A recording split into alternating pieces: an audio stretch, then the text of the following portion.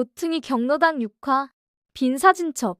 이야기가 재미있으시면 구독과 좋아요 부탁드립니다. 할머니가 들려주신 그날의 이야기는 가슴 아픈 전화 한 통으로 시작되었다. 어느 한가한 오후 경로당에 서정희 총무님의 핸드폰 벨소리가 따르릉하고 울렸다.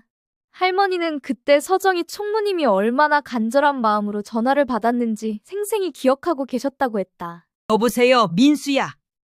한 달 전에는 바빠서 못 이야기했는데. 엄마, 지금 바빠. 무슨 일이야? 일이라니.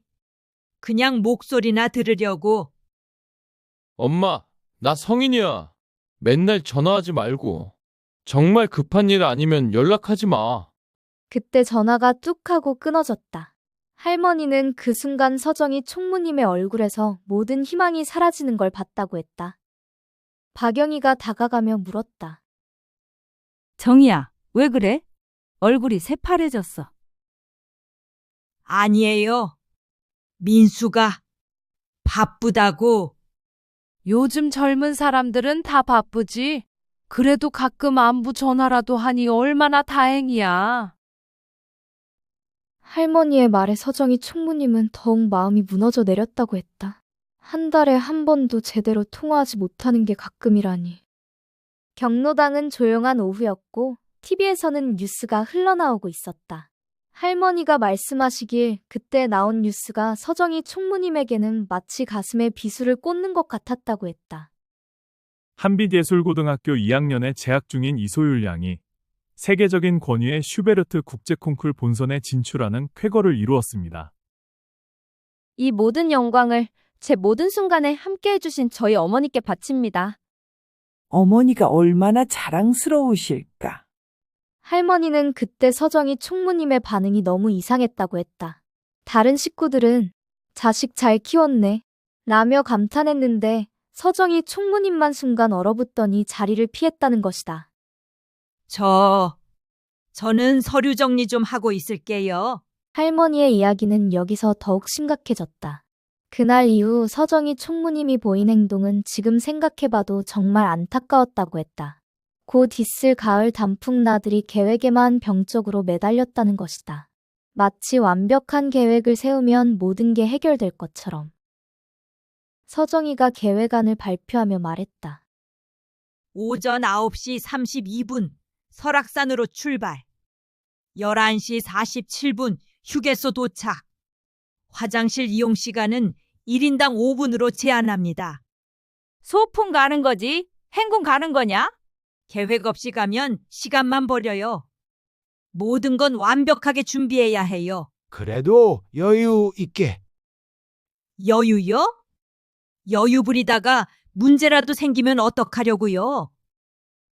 할머니가 말씀하시길 그때 모든 식구들이 놀란 표정으로 서정희 총무님을 바라봤다고 했다. 평소 다정했던 분이 갑자기 날카로워진 것이다. 며칠 뒤 서정희 총무님의 핸드폰 벨소리가 다시 울렸다. 할머니는 그때 서정희 총무님이 마지막 희망을 품고 전화를 받는 모습을 보셨다고 했다. 여보세요, 민수야. 엄마, 이번 주말에도 못 가. 그리고 한동안 연락 안 할 거야. 뭐라고? 왜? 내가 뭘 잘못했는데? 엄마 때문에 피아노 그만둔 게 오히려 다행이었어. 이제야 자유로워진 것 같아. 전화가 다시 뚝 하고 끊어졌다. 할머니는 그 말이 서정희 총무님의 심장에 칼을 꽂는 것 같았다고 했다. 아들을 위해 했던 모든 일이 오히려 아들을 짓눌렀던 것이다. 할머니가 들려주신 이야기 중에서 가장 가슴 아픈 부분이 바로 이 20년 전 회상이었다.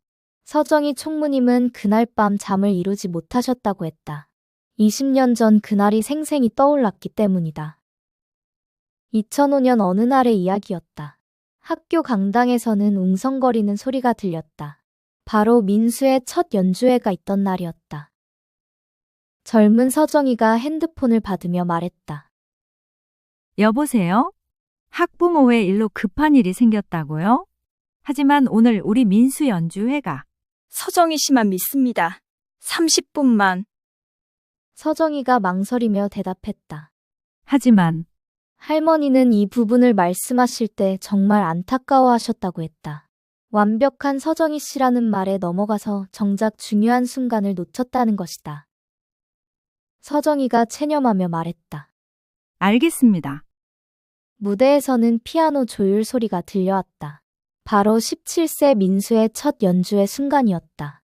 다음은 1학년 박민수 학생의 쇼팽 녹턴입니다. 17세 민수가 무대에서 객석을 둘러보며 중얼거렸다. 엄마, 어디 있지?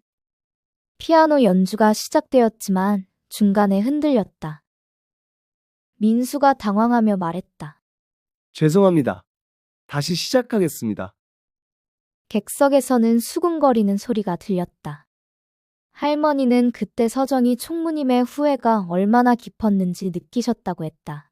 20년이 지나도록 그 죄책감을 안고 사는 것이었다. 그때 내가 너무 완벽하려고 했어. 정작 중요한 건 놓치면서. 이정희 회장이 서정희의 이상한 모습을 눈치채고 조용히 다가가며 물었다. 정희야, 무슨 일이야? 회장님, 저는 정말 형편없는 엄마예요.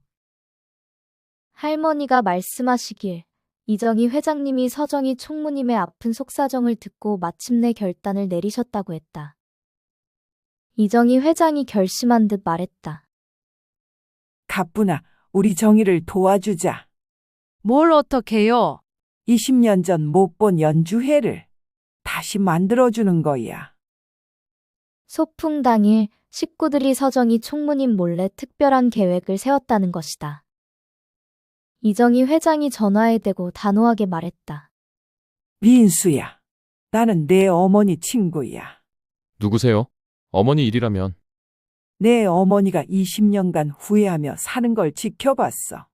딱 한 시간만 어머니에게 기회를 줘라. 20년이라고 하셨나요? 그래, 내가 17살 때 연주회. 어머니는 지금도 그날을 후회하고 계셔. 할머니가 말씀하시길 이정희 회장님의 단호한 한마디가 민수의 마음을 움직였다고 했다. 어머니가 정말 그렇게 생각하세요? 소풍 당일 봉고차는 설악산이 아닌 동네 문화센터로 향했다. 서정희가 당황하며 물었다. 어? 여기가 어디예요? 잠깐 들를 곳이 있어요. 강당 문이 끼익하는 소리를 내며 열렸다. 강당 안에는 낡은 피아노가 있었고 그 앞에는 37살이 된 민수가 서 있었다. 서정희가 충격받으며 소리쳤다. 민수야! 엄마, 20년 늦었지만 그때 못 들려드린 연주 다시 해드릴게요. 쇼팽 녹턴이 조용히 시작되었다. 할머니는 그 순간을 묘사하실 때 정말 감동적이었다고 했다. 민수의 연주는 20년 전보다 훨씬 성숙했지만 서정희 총무님에게는 그때나 지금이나 똑같이 소중했다고 했다. 서정희가 눈물을 흘리며 말했다. 민수야, 엄마가 미안해. 너무 완벽하려고만 해서. 엄마, 사실 저도 미안해요. 엄마가 얼마나 힘들었는지 이제야 알 것 같아요. 뭐라고? 저 사실 피아노 계속 치고 있어요. 취미로요. 엄마 때문에 그만둔 게 아니라 그냥 부담스러워서였어요. 그런데 여기서 놀라운 반전이 나왔다. 할머니도 이 부분을 말씀하실 때 깜짝 놀라셨다고 했다. 민수가 사실 피아노를 계속 치고 있었다는 것이다. 20년간의 오해가 이렇게 풀렸다. 박영희가 눈물을 글썽이며 말했다. 정희야, 이제 진짜 완벽한 어머니가 됐네. 완벽함이란 모든 걸 다 맞추는 게 아니라 사랑하는 사람과 함께 있는 거구나. 그날 서정희 총무님의 빈 사진첩에는 아들과 함께 웃는 사진이 가득 채워졌다고 했다. 그렇게 따뜻한 화해의 시간은 평화롭게 저물어가는 듯했다. 에필로그. 갑자기 강당 전체를 뒤흔드는 날카롭고 시끄러운 화재경보 사이렌이 삐이익하고 울리기 시작했다. 박영희가 깜짝 놀라 소리쳤다. 아이고, 깜짝이야. 이게 무슨 소리야? 장철수가 새파랗게 질린 채로 중얼거렸다. 불이야. 그날도 이런 소리가 다른 식구들이 우왕좌왕하는 동안 장철수는 그 자리에 얼어붙어 20년 전 그 끔찍한 밤을 떠올리고 있었다.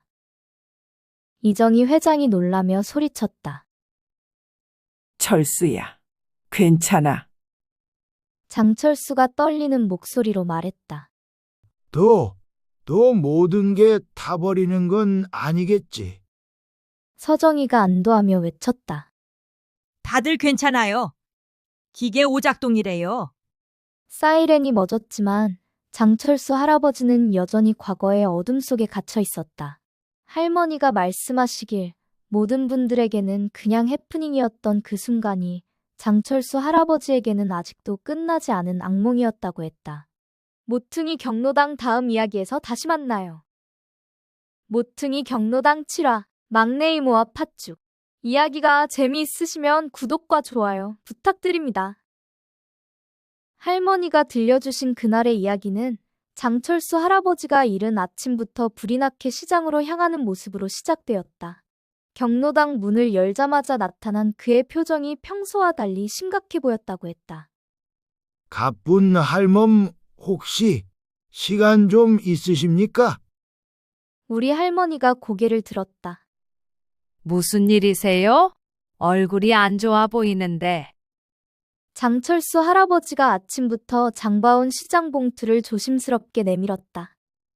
혹시 이걸로 팥죽 좀 끓여주실 수 있을까요? 봉투 안에는 정성스럽게 고른 팥과 찹쌀이 들어있었다. 할머니는 그의 간절한 표정에서 뭔가 특별한 사연이 있음을 직감했다고 했다. 팥죽이요? 갑자기 왜요? 회장님이 어제부터 몸이 많이 안 좋으셔서 집에 계세요. 예전에 속상하거나 아플 때 드시면 기운이 나셨던 게 있거든요. 할머니는 그의 말에 자연스럽게 관심이 생겼다고 했다. 장철수 할아버지가 평소 이정희 회장님을 걱정하는 모습은 봤지만 이렇게 구체적으로 뭔가를 해드리려고 하는 건 처음이었기 때문이다. 그런 특별한 팥죽이 있나요? 예전에 대전 중앙시장에 할머니가 끓여주시던 팥죽이 있었어요.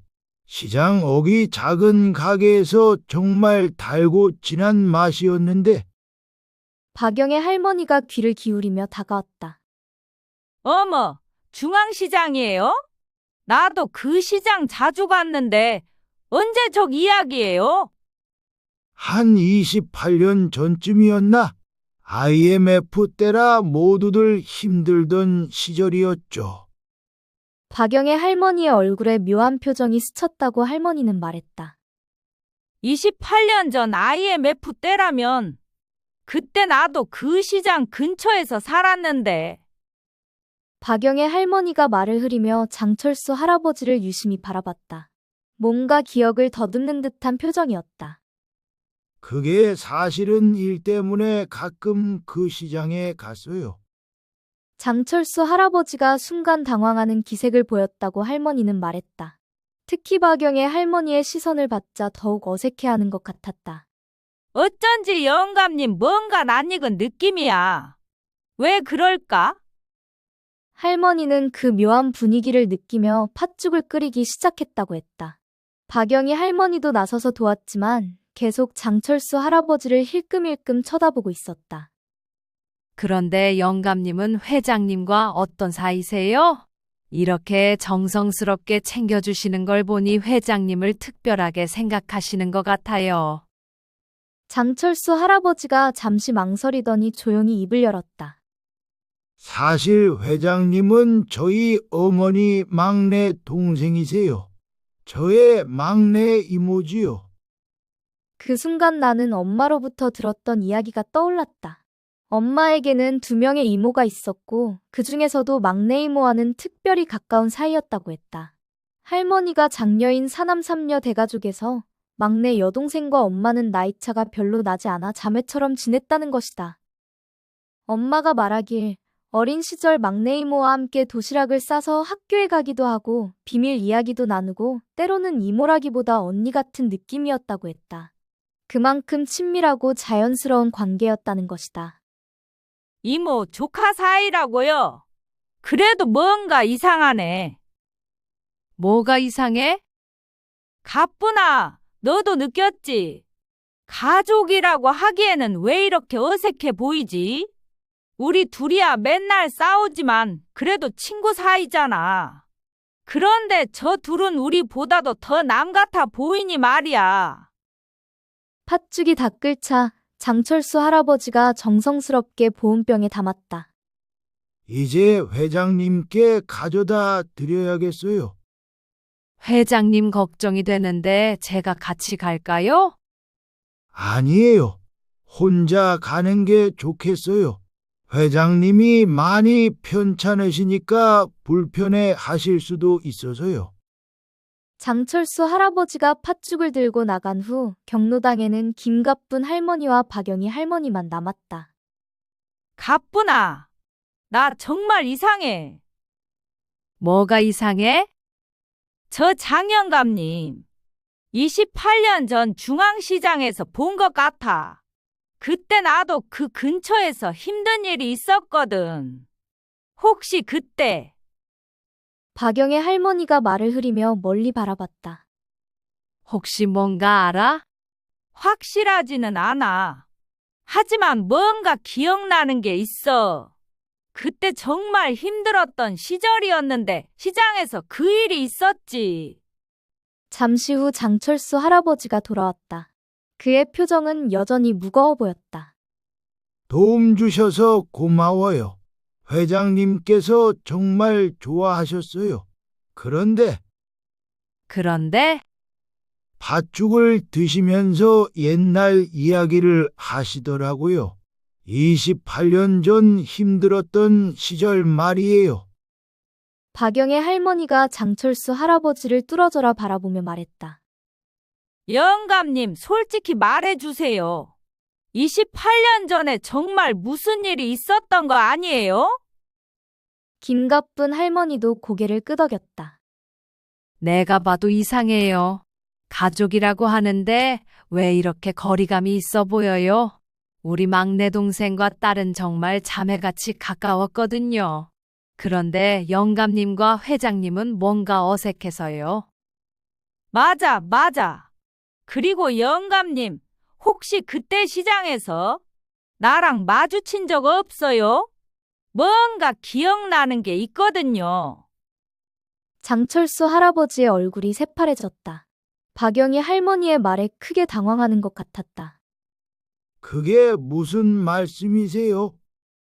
오래돼서 확실하지는 않지만 28년 전 그 시장에서 뭔가 큰일이 있었잖아요. 혹시 그때 김가쁜 할머니가 두 사람을 번갈아 보며 말했다.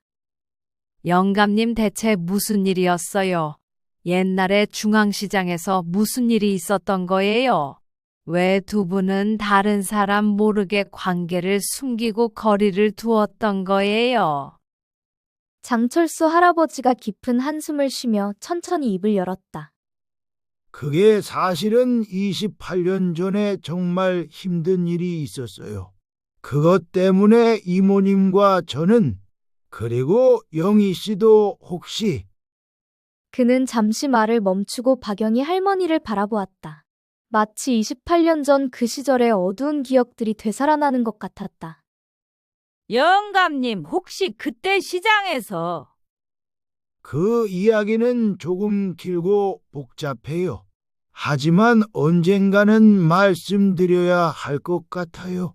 특히 영희 씨가 기억하신다면 말씀드려야죠.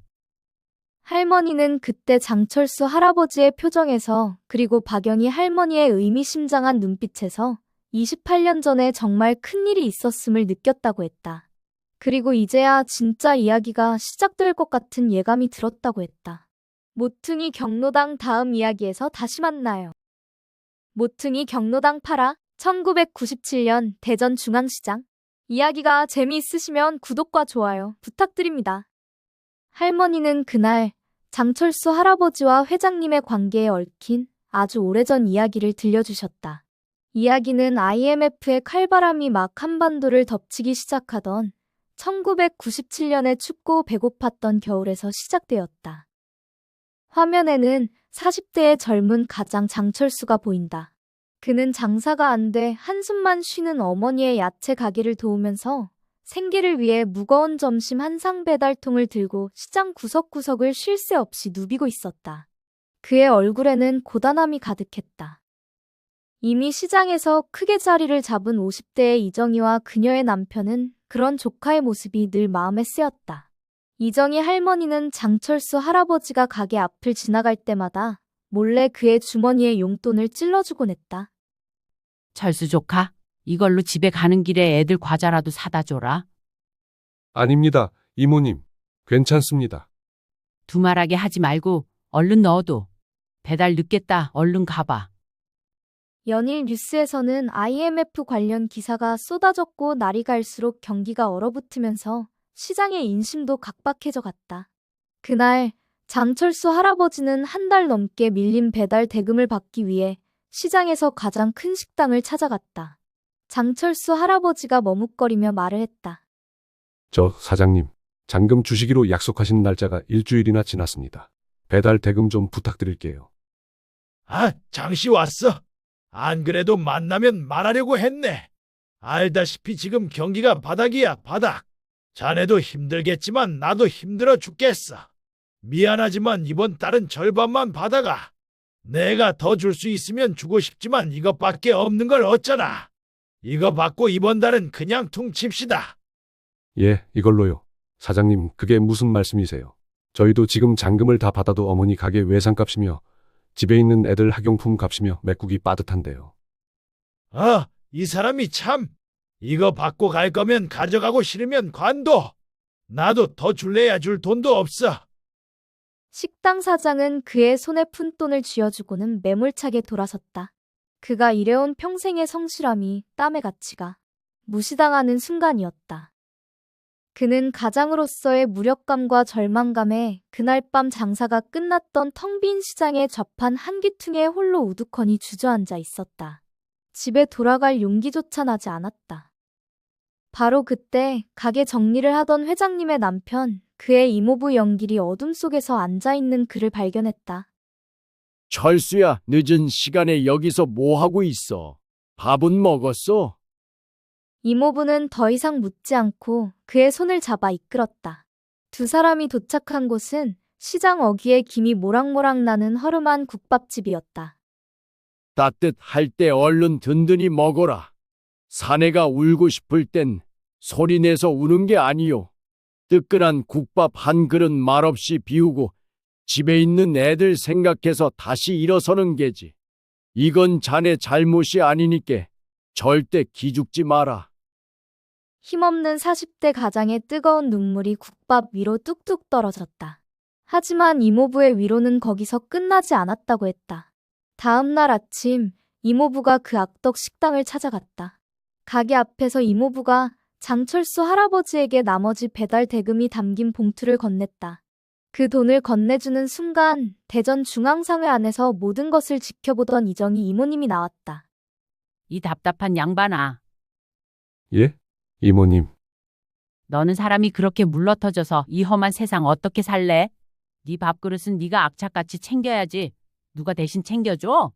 이거 보태서 네 마누라랑 애들 고기라도 한 근 사다 먹여? 그리고 다시는 그렇게 바보같이 당하고만 살지 마라. 알았어? 과거의 소음이 사라지고 다시 현재 경로당의 조용한 TV 소리로 돌아왔다. 긴 회상에서 깨어난 장철수 할아버지.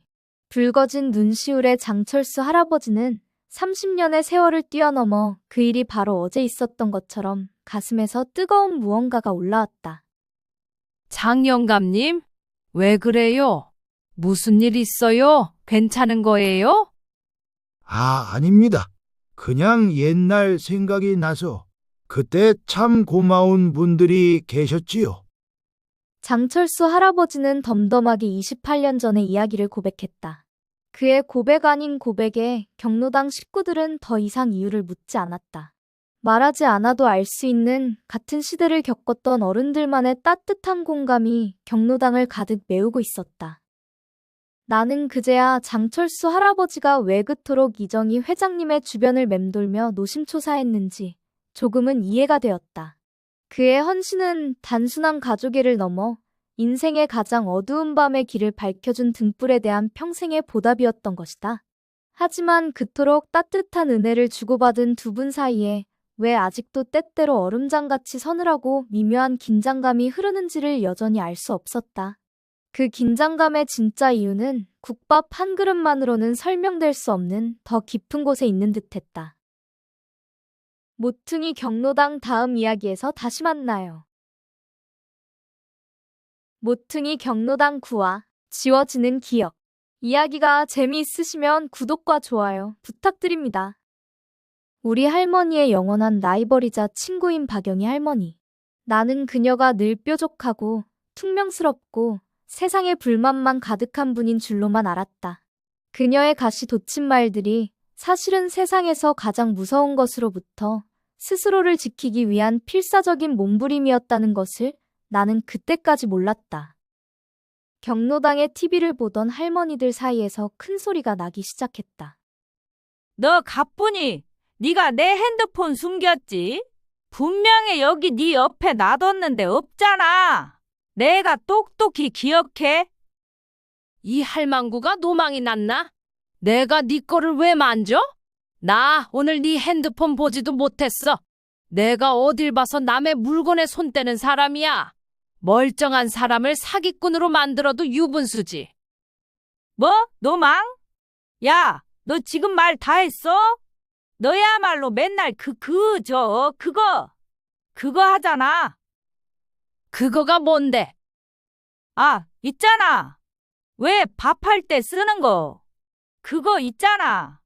아, 답답해 죽겠네. 주걱이라는 흔한 단어를 기억해내지 못한 그녀. 모두가 그저 나이 들면 다 그렇지 라며 웃어넘겼지만 박영의 할머니의 얼굴에는 처음 보는 깊은 당혹감이 스쳐 지나갔다. 화창한 날의 오후 오랜만에 할머니들이 동네 카페에서 커피를 마시러 가는 중이었다. 모두들 즐거운 분위기였지만 그녀의 이상 행동은 계속되었다. 기분이다. 오늘은 내가 쏜다. 어머, 언니. 웬일이세요? 자, 여기 커피값 5,000원. 언니, 커피 한 잔에 3,000원인데 5잔이면 15,000원이에요. 뭐야? 내가 5,000원이라는데 내가 왜 토를 달아? 내가 지난주에도 여기 왔었어. 한 잔에 1,000원이었어. 내가 다 기억해. 우길 걸 우겨. 그녀는 막무가내로 카페 계산대에 5,000원을 내려놓고는 씩씩거리며 돌아서 버렸다. 나머지 커피값 수습은 총무인 서정희 할머니가 조용히 담당했다. 경로당 식구들은 그저 고집이 더 세졌다고만 생각했다. 결정적인 사건은 며칠 뒤 시장에서 일어났다. 경로당 식구들이 장철수 할아버지가 운전하는 봉고차를 타고 다 함께 오일장을 보러 간 날이었다. 시끌벅적한 시장 소음이 들렸다. 다들 길 잃어버리지 않게 함께 다니시고요. 1시간 장보기 하시고 저기 시계탑 앞에서 모입시다. 오랜만에 장날 나들이라 1시간은 순식간에 지나갔고 모두가 시계탑 앞에 모였다. 하지만 단 한 사람 박영희 할머니만이 보이지 않았다. 아니, 박영희는 어디 갔지? 누가 영희랑 함께 장 보러 갔어? 함께 갔던 가쁜 할머니가 박영희 할머니와 헤어진 지 20분은 지났다고 했다. 경로당 식구들은 시장을 샅샅이 뒤지기 시작했다. 그리고 30분 뒤 시장 구석의 벤치에서 멍하니 앉아있는 박영희 할머니를 발견했다. 그녀는 겁에 질린 아이처럼 보였다. 영희야, 너 여기서 뭐 하고 있었어? 너 없어졌다고 다들 얼마나 걱정했는데. 뭘? 내가 잠깐 오랜만에 나와서 잠깐 헷갈린 거 가지고 뭘 그렇게 쳐다봐. 다 늙으면 그럴 수도 있지. 그날 이후 박영희 할머니는 경로당에 나오지 않았다. 다른 할머니들의 전화도 받지 않았다. 며칠이 지나자 경로당 식구들은 불길한 예감에 휩싸였다. 결국 보다 못한 김가쁜 할머니가 홀로 그녀의 집으로 향했다. 지난번 박영희 할머니 부탁으로 집에 왔을 때 적어둔 비밀번호로 어렵지 않게 집 안으로 들어올 수 있었다. 문이 끼익하는 소리를 내며 열렸다. 집안은 인기척이 없는 듯 적막함이 느껴졌다. 조용한 집안은 엉망진창이었다. 가스레인지 위에는 냄비가 새까맣게 타 있었고 여기저기 옷가지가 널브러져 있었다. 그리고 거실 한가운데에는 공허함이 가득한 텅 빈 눈으로 박영의 할머니가 앉아 있었다. 그녀의 손에는 자신의 아픈 기억이 담긴 짝기른 찻잔 하나만 위태롭게 들려 있었다. 영희야, 집에 있으면서 경로당에는 왜 안 나왔어? 박영희 할머니는 천천히 고개를 들어 가쁜 할머니를 쳐다봤다. 하지만 그녀를 알아보지 못했다. 할머니는 누구세요? 누구세요? 그 한마디에 우리 할머니의 세상이 무너져 내렸다. 가끔씩 싸우기도 하고 경쟁하기도 했지만 그녀의 기억 속에서 라이벌이자 친구인 자신이 지워지고 있었다. 영희야, 나야. 가뿐이야. 너랑 맨날 싸우고 웃고 하는 김가뿐이라고. 이 사람이 왜 이래? 할머니의 절규에도 박영의 할머니의 눈은 여전히 초점이 없었다. 이것은 혼자서 감당할 수 있는 일이 아니라는 것을 우리 할머니는 깨달았다. 그녀는 떨리는 손으로 장철수 할아버지에게 전화를 걸었다. 장 영감님, 나 가뿐이에요. 지금 당장 영희네 집으로 좀 와줘요. 나 말고 영감님이 와야 쓰겄어요. 그날 박영희 할머니는 병원을 찾았고 초기 혈관성 치매라는 진단을 받았다. 하지만 그녀는 혼자가 아니었다. 집으로 향하는 장철수 할아버지의 낡은 봉고차 뒷좌석에는 김가쁜 할머니가 그녀의 손을 꼭 잡고 앉아 있었다. 며칠 뒤 경로당에서는 무거운 회의가 열렸다. 영희 언니, 이제 어떡해요? 돌봐줄 가족이 없는데? 언니, 요양병원으로 가시는 수밖에 없는 걸까요? 모두가 침묵하는 순간 이정희 회장님이 단호하게 말했다. 그럼 안 되지. 우리가 식구인데 우리가 지켜야지. 우리가 할 수 있어. 맞아요, 회장님. 우리가 영희의 기억이 되어주면 돼요. 그날 이후 모퉁이 경로당은 박영희 할머니의 또 다른 기억 저장소가 되었다. 경로당 식구들은 돌아가며 그녀의 곁을 지켰고 그녀가 잊어버린 세상의 조각들을 하나씩 다시 알려주었다. 맨날 투닥거렸던 라이벌은 이제 그녀의 가장 든든한 보호자가 되었다. 그렇게 그들은 서서히 지워져가는 한 사람의 세상을 자신들의 사랑으로 필사적으로 붙잡고 있었다. 모퉁이 경로당 다음 이야기에서 다시 만나요. 안녕하세요. 반갑습니다. 오늘의 이야기는 모퉁이 경로당 10화 괜찮아 내가 있잖아 입니다. 이야기가 재미있으시면 구독과 좋아요 부탁드립니다. 치매 진단 이후 박영희 할머니에게는 좋은 날과 나쁜 날이 생겼다. 기억이 안개 속처럼 희미해지는 나쁜 날이면 그녀는 말수가 줄어들고 자신의 유일한 보물인 낡은 찻잔만 하염없이 만지작거렸다. 경로당의 조용한 어느 날 오후 창밖에 바람 소리가 들렸다. 그날이 바로 그런 나쁜 날이었다. 경로당 식구들은 그런 그녀를 묵묵히 지켜봐 줄 뿐이었다.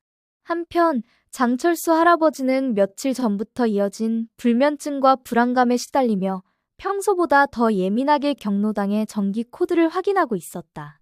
그 역시 누구도 들어갈 수 없는 자신만의 섬에 갇혀 있었다. 바로 그때 경로당의 낡은 형광등이 수명이 다 된 듯 파지지직 소리를 내며 스파크를 일으키다 꺼져버렸다. 어머, 또 저러네. 관리실에 갈아달라고 해야겠어요. 다른 식구들은 어이쿠 또 고장났네 라며 대수롭지 않게 반응했지만 장철수 할아버지에게 그 작은 스파크는 28년 전의 끔찍한 화재를 떠올리게 하는 방아쇠였다. 그는 그 자리 그대로 얼어붙어 새파랗게 질린 채 온몸을 부르르 떨기 시작했다. 그의 격렬한 반응에 모두가 충격에 빠졌다. 경로당 식구들이 왜 그러냐, 괜찮냐 고 물었지만 그는 아무것도 듣지 못하는 사람처럼 공포에 질려 있었다. 장 영감님, 정신 차려요.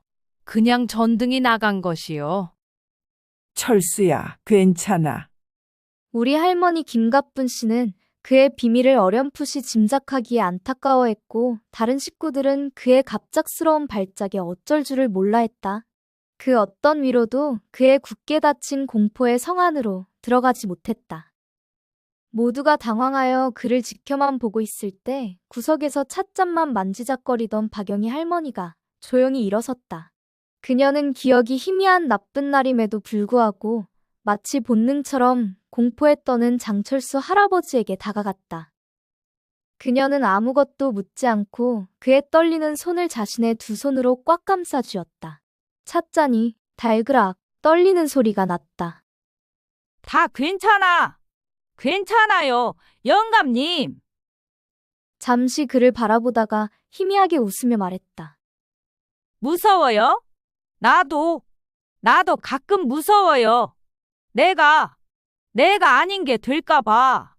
근데 괜찮아요. 내가 옆에 있잖아요. 기억은 희미하지만 두려움이라는 감정의 본질을 누구보다 잘 이해하는 그녀의 서툰 위로. 그 진심 어린 한마디가 비로소 장철수 할아버지의 굳게 닫힌 마음에 문을 열고 들어갔다. 그의 떨림이 아주 조금씩 잦아들기 시작했다. 그날 박영희 할머니는 하루 종일 장철수 할아버지의 곁을 지켰다. 그녀는 그에게 쌍화차를 타주고 아무 말 없이 옆에 앉아서 함께 시간을 보냈다. 장철수 할아버지는 여전히 충격에서 완전히 벗어나지 못한 채 조용히 회복의 시간을 보내고 있었다. 그 후 며칠간 박영희 할머니는 장철수 할아버지가 걱정되어 밤잠을 설쳤다. 치매로 인해 다른 건 자꾸 잊어버리면서도 유독 장철수 할아버지에 대한 걱정만큼은 또렷했다. 다음 날 아침 박영희 할머니는 일찍 일어나 정성껏 미역국을 끓였다. 가뿐아, 이거 좀 철수 영감님한테 가져다 줘. 어제 하루 종일 아무것도 못 드신 것 같아서. 내가 직접 가져다 주지 그래? 내가? 아니야. 그냥 네가 전해줘. 하지만 그 다음 날에도 박영희 할머니는 매일 아침 장철수 할아버지를 위한 음식을 준비했다. 소화가 잘 되는 죽, 기력에 좋다는 삼계탕, 마음을 편안하게 해준다는 대추차까지 정성스레 준비했다. 사흘째 되던 날, 장철수 할아버지가 조심스럽게 경로당에 나타났다. 그동안 걱정 끼쳐서 죄송합니다. 아니에요. 괜찮으세요? 많이 좋아지셨어요? 박영희 할머니의 목소리에는 안도감과 함께 여전한 걱정이 섞여 있었다. 덕분에 많이 좋아졌습니다. 매일 맛있는 음식 보내주셨잖아요. 그런 거 기억 안 나는데 가뿐이가 그랬나? 박영희 할머니는 기억하지 못했지만 장철수 할아버지는 그 모든 것을 기억하고 있었다. 자신을 위해 매일 음식을 만들어준 따뜻한 마음을 자신이 아플 때 가장 먼저 걱정해준 사람이 박영희 할머니였다. 며칠이 더 지나면서 장철수 할아버지는 완전히 일상으로 돌아오게 되었다. 경로당에도 다시 나오고 경로당 식구들과도 자연스럽게 대화를 나누었다. 박영희 할머니는 여전히 그의 곁에서 조용히 지켜보고 있었다. 그런 어느 날 오후 서정희 총무님이 불이 나게 경로당으로 들어왔다. 여러분, 좋은 소식이 있어요. 뭔 소식인데 그렇게 신났어? 동네 고등학교에서 재능 기부 행사를 한대요. 학생들이 와서 연주도 해주고 선생님이 오셔서 간단한 춤도 가르쳐 주신다네요. 춤이라니 우리가? 왈츠래요. 몸도 움직이고 기분 전환도 되고 좋을 것 같아요. 그 순간 장철수 할아버지와 박영희 할머니의 시선이 잠시 마주쳤다. 며칠 전 그 어려운 순간을 함께 겪고 그 후 서로를 챙긴 두 사람 사이에는 이제 뭔가 특별한 감정이 흐르고 있었다. 언제 하는 거죠? 이번 주 토요일이에요. 왈츠, 어려울 것 같은데. 괜찮을 거예요. 다들 처음이니까. 장철수 할아버지가 박영희 할머니를 따뜻하게 바라보며 말했다. 박영희 할머니도 고개를 끄덕이며 희미하게 웃었다. 모두가 박영희 할머니를 걱정했던 그날, 오히려 그녀는 다른 사람의 가장 깊은 상처를 보듬어주는 유일한 사람이 되었다. 그리고 그 후 며칠간 치매로 다른 건 잊어도 장철수 할아버지에 대한 걱정만은 잊지 않았던 박영희 할머니. 이제 두 사람 사이에는 뭔가 특별한 변화가 시작되고 있었다. 서로가 서로에게 더 이상 혼자가 아님을 느끼기 시작한 것이다. 모퉁이 경로당 어르신들과 비슷한 경험이 있으시면 따뜻한 댓글로 함께 이야기 나눠요. 끝까지 들어주셔서 감사합니다. 모퉁이 경로당 다음 이야기에서 다시 만나요.